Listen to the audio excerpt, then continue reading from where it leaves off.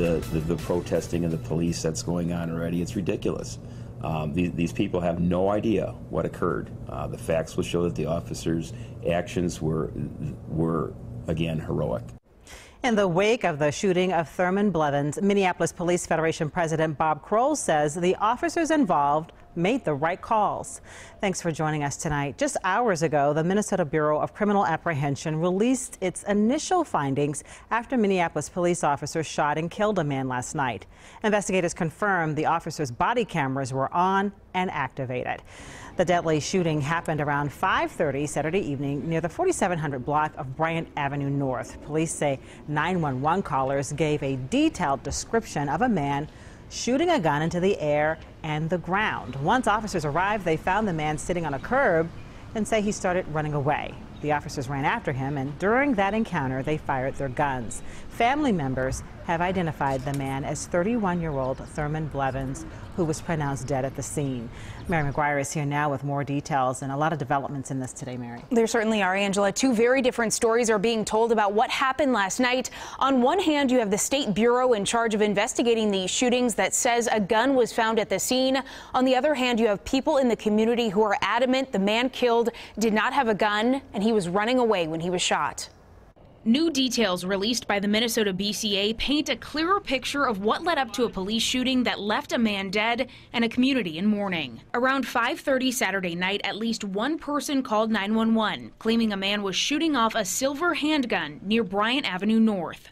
Once two MPD officers arrived in the same squad car, they found the man, identified by family as 31-year-old Thurman Blevins, sitting on a curb with a woman. He started running, and the officers ran after him. At one point during the encounter, both officers fired their guns, and Blevins was pronounced dead at the scene. They run to gunfire, not from it, placed themselves in harm's way, and had to stop a threat.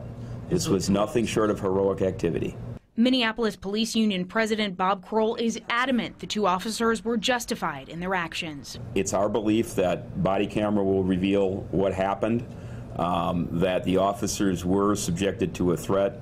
There were numerous commands to drop the firearm. The suspect did not comply with these commands. Investigators say they found a black and silver handgun at the scene, but one man who claims he saw the entire encounter says he never saw Blevins with a gun.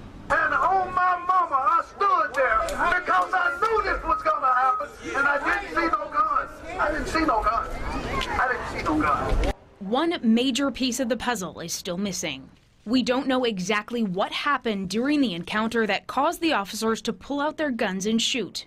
Their body-worn cameras were on and rolling, video evidence that will prove to be crucial in this case.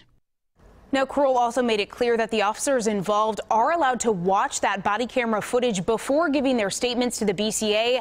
They are expected to do those interviews in the coming days. Angela, the squad car camera did not capture the shooting. We know that those body-worn cameras were on and rolling, though. So, of course, that will be a big piece of evidence that might connect the dots in this case. All right. Thank you, Mary.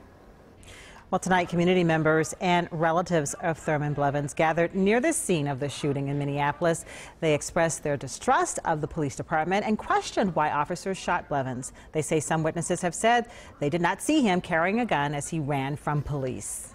No justice, no peace. No justice, no peace. It don't matter who you is, what color you is. We people. And he, man, his heart was big. His heart was big. Bottom line, we need justice, or ain't gonna be no peace, period. This afternoon at the Minneapolis Police 4th Precinct, a crowd gathered to demand answers about the shooting. The father and brother of Thurman Blevins stopped by briefly and thanked the group for their support. We just want to let you know we appreciate everything you're doing here today, and we want to know what exactly happened.